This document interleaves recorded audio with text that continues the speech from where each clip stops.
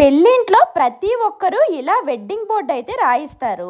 ఆడపెళ్లి వారు గాని మగ పెళ్లి వారు కానీ ఎవరైనా సరే ఇలా పేర్లు అయితే రాయిస్తారు. ఇది పెళ్లింట్లో ఒక అందము అలాగే ఆనవాయితీ.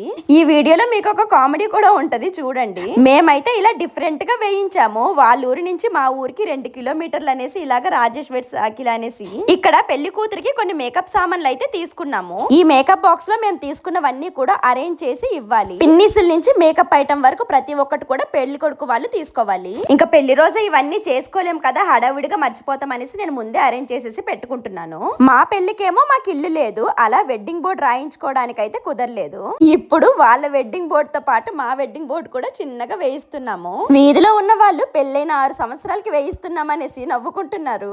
ఎలాగో వాళ్ళది వేయిస్తున్నాం కదా, పనిలో పని అయిపోతుంది అనేసి మాది కూడా వేయించేసాము. పెళ్లి కూతురు వాళ్ళ ఇంటికి అయితే వచ్చాము కార్డు ఇవ్వడానికి. మేము వెళ్ళినప్పటికీ వాళ్ళు కార్డ్స్ అన్ని కూడా అరేంజ్ చేసుకుంటున్నారు పంచడానికి.